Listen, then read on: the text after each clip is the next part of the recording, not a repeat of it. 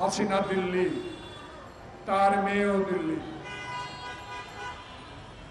যে সবচেয়ে বাংলাদেশের ক্ষতি করেছে সেই স্বরাষ্ট্রমন্ত্রী কি নাম, সেও দিল্লি, ইন্ডিয়া।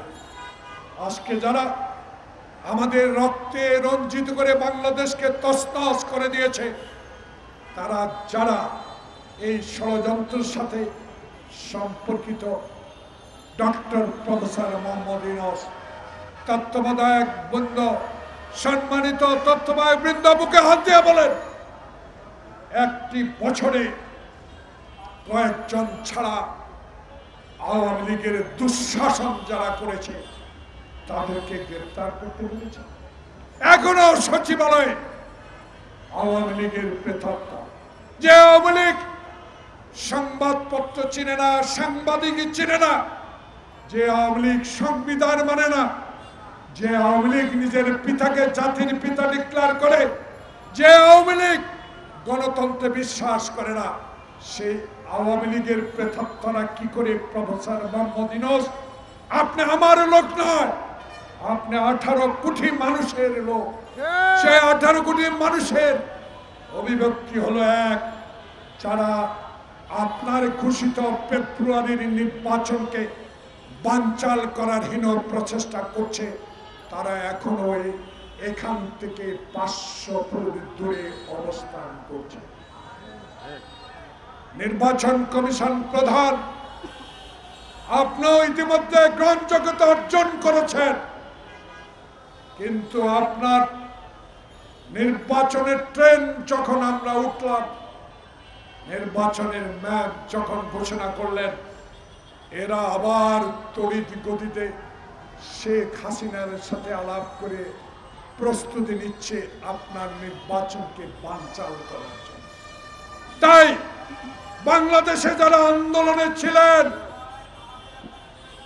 হয়তো এখন কিছুটা দূরত্ব হতে পারে, আমি আবেদন জানাবো, একজন মুক্তিযোদ্ধা হিসাবে বাংলাদেশের কে ভালোবাসেন, বাংলাদেশের মানুষকে ভালোবাসেন, আসুন, হাসিনার মতো কথা বলে আমরা সরকারে যেতে চাই না। তাই আমার নেতা তারেক রহমান বলেছে, বাংলাদেশে আমার ভোট আমি দেব, সেই ভোটে আমি নির্বাচনে যদি জয় লাভ করতে পারি, যারা 16 বছর আওয়ামী অত্যাচারে অবিচারে নিজের সন্তানকে বুকের থেকে টেনে নিয়ে হাসিনা জবাই করেছে, তাদের বিরুদ্ধে আমাদের লড়াই। প্রিয় বন্ধুগণ, আমি মন্ত্রী চাই না, এমপি চাই না, আমি তারেক রহমানকে এই বাংলাদেশের প্রেস ক্লাবের সামনে থেকে বলতে চাই, আপনি শহীদ জিয়ার সন্তান, আপনি আপসের নেত্রী খালেদা জিয়ার জ্যেষ্ঠ সন্তান।